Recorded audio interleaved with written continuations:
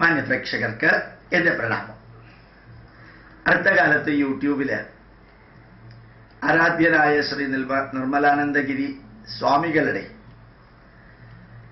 ഒരു ഉപദേശം, വളരെ ഷാർപ്പായിട്ടുള്ളൊരു ഉപദേശം മുമ്പിലുള്ളവർക്ക് കൊടുക്കുന്നത് കണ്ടു കേട്ടു. മുമ്പിലുള്ളവരുടെ വീഡിയോ കാണിച്ചിട്ടില്ല, ഇദ്ദേഹത്തിൻ്റെ മാത്രമേ ഉള്ളൂ. അദ്ദേഹം പറയുന്ന വരികൾ അത്ര ധന്യമായിരുന്നു എന്ന് മനസ്സിലായത് ഇതിനെക്കുറിച്ച് ആലോചിക്കുന്തോറുമാണ്. അദ്ദേഹം പറഞ്ഞത്, ഈ 10 മാസം നിന്നെയും നിങ്ങളെയും ചുമന്ന് ശരീരത്തിൻ്റെ രക്തത്തിൻ്റെ ഭാഗമായിട്ടുള്ള മുലപ്പാല് കൊടുത്ത് ആ മക്കളെ വളർത്താൻ രാവും പകലും കഷ്ടപ്പെട്ട് ആ ദുഃഖങ്ങളും വേദനകളും ഒന്നും മനസ്സിൽ വയ്ക്കാതെ നമുക്ക് ജന്മം നൽകി നമ്മളെ വളർത്തിയ ആ അമ്മയുടെ അനുഗ്രഹം അത് കിട്ടാത്ത ഒരുവൻ ഈ ജീവിതത്തിൽ നന്നാവില്ല.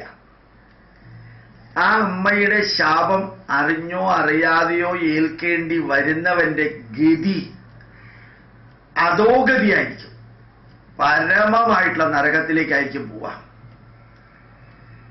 അമ്മ അതാണ് ആദ്യത്തെയും അവസാനത്തെയും ദൈവം. നിർമ്മലാനന്ദഗിരി സ്വാമി പറഞ്ഞത് ഞാൻ നിങ്ങളോട് പറയുകയാണേ. അതിനോട് തുല്യമായിട്ട് അത്ര തന്നെ വികാരത്തോടുകൂടി അച്ഛന്റെ ബീജമാണ് നിന്നിൽ വളരുന്നത്, നിങ്ങളിൽ വളരുന്നത്. ആ അച്ഛനെ അന്ത്യകാലം വരെ അമ്മയെ പോലെ ശുശ്രൂഷിച്ചില്ലെങ്കിൽ അവരുടെ ശാപം നിങ്ങളെ തറ പറ്റിക്കും. അതിങ്ങനെ കുറേ അദ്ദേഹം പറഞ്ഞു. അതിനുശേഷം അദ്ദേഹം പറഞ്ഞത്, നിങ്ങളുടെ വീട് വൃത്തിയാക്കുന്ന സ്ത്രീയുടെ, നിങ്ങളുടെ അടുക്കളയിൽ ജോലി ചെയ്ത് നിങ്ങൾക്ക് ഭക്ഷണം ഉണ്ടാക്കിയിട്ട് ഇടയ്ക്കെങ്കിലും തന്നിട്ടുണ്ടെങ്കിൽ ആ അന്നദാതാവിൻ്റെ അനുഗ്രഹം, അവരുടെ നല്ല വാക്കുകൾ നിങ്ങൾക്ക് എന്നും പ്രചോദനമായിട്ടുണ്ടാവണം. നിങ്ങളുടെ വീട് വൃത്തിയാക്കുന്ന വ്യക്തികൾ നിങ്ങൾക്ക് വേണ്ടിയിട്ട് പച്ചക്കറിയോ പലവഞ്ഞങ്ങളോ കൊണ്ടുവന്ന് തരുന്ന വ്യക്തികൾ, ആ വ്യക്തികളുടെ അനുഗ്രഹം അത് ജീവിതത്തിൽ എന്നും വേണമെന്ന് ഓർമ്മിക്കുക. അവർ വിദ്യാഭ്യാസമുള്ളവരാവട്ടെ വിദ്യാഭ്യാസമില്ലാത്തവരാവട്ടെ, അവരുടെ അനുഗ്രഹം നിങ്ങൾക്ക് വേണം. നിങ്ങൾ ജോലി ചെയ്യുന്ന ഓഫീസിലെ എഞ്ചിനീയറുടെയോ മാനേജറുടെയോ ഡയറക്ടറുടെയോ കയ്യ് നിങ്ങളുടെ തലയിൽ വെച്ച് ഒരു അനുഗ്രഹം വാങ്ങിക്കാൻ നിങ്ങൾക്ക് സാധിച്ചില്ല എങ്കിൽ ഒന്നും സംഭവിക്കാൻ പോകുന്നില്ല. പറയുന്ന വരി നോക്കാം. നിങ്ങളുടെ മാനേജറുടെയോ ഡയറക്ടറുടെയോ, നിങ്ങൾ ജോലി ചെയ്യുന്ന സ്ഥാപനത്തിലെ ഏറ്റവും ഉയർന്നവരുടെയോ കൈകൾ നിങ്ങളുടെ തലയിൽ വെച്ച് നിങ്ങൾക്ക് അനുഗ്രഹം വാങ്ങിക്കാൻ സാധിച്ചില്ല എങ്കിൽ ഒന്നും സംഭവിക്കാൻ പോകുന്നില്ല.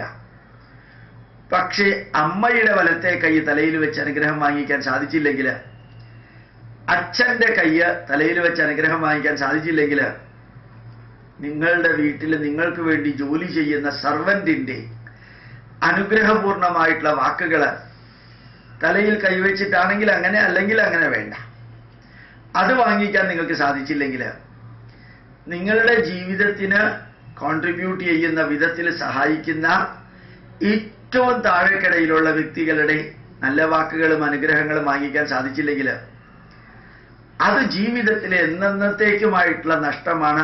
അതിൻ്റെ പ്രയാണത്തിന് പറയുന്ന പേരാണ് നരകയാത്ര.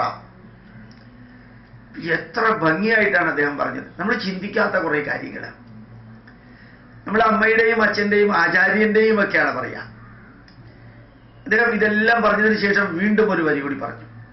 പഠിപ്പിച്ച അധ്യാപകന്റെ ശാപം അത് ജീവിതത്തിൽ ഏറ്റവും വലിയ നരകത്തിലായിരിക്കും നിങ്ങൾ എത്തിക്കുക.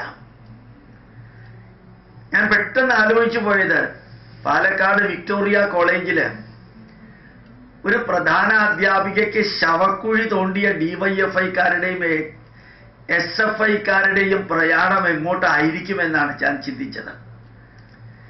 അതേപോലെ മഹാരാജാസ് കോളേജ് എറണാകുളം ഞാൻ പഠിച്ച കോളേജാണ്. അതിൽ ആ പ്രിൻസിപ്പാളുടെ കസേര കത്തിച്ച ആ വ്യക്തികൾക്ക്, ആ വിദ്യാർത്ഥികൾക്ക് ജന്മം നൽകിയ അച്ഛൻ്റെയും അമ്മയുടെയും ഗതികെട്ട ജന്മം, ഇതുമാതിരിയുള്ള മക്കൾക്ക് ജന്മം നൽകേണ്ട ഗതികേടുണ്ടായത് കൊണ്ടാണ് ഞാൻ ആ വാക്ക് ഉപയോഗിച്ചത്. ആ ജന്മത്തെക്കുറിച്ച് ഞാൻ ആലോചിച്ചു. അവനവനെ പഠിപ്പിച്ച അധ്യാപികയുടെ കോലം കത്തിച്ച് അതിൽ റീത്ത് വെക്കാൻ പാകത്തിന് ഒരു തലമുറയെ വളർത്തിയെടുത്ത ഒരു പ്രസ്ഥാനത്തിൻ്റെ നേതൃസ്ഥാനത്തുള്ളവരുടെ ഗതികേട്. കന്നയ്യകുമാറിനെ പോലെ അഭിപ്രായ സ്വാതന്ത്ര്യത്തിൻ്റെയും ക്യാമ്പസിനുള്ളിൽ എന്ത് വേണമെങ്കിലും ചെയ്യാൻ അധികാരവും സ്വാതന്ത്ര്യവും വേണമെന്ന് പ്രഖ്യാപിച്ച് ശരിക്കും ഇത്രയും നികൃഷ്ടമായിട്ടുള്ള ഒരു ജീവിയെ കൊണ്ട് ഉത്തർപ്രദേശിൽ ഇലക്ഷൻ പ്രചരണം നടത്തി ആകെ കിട്ടിയത് 17 വോട്ട്. നന്നായി ഈ നാട് തിരിച്ചറിയുന്നത്.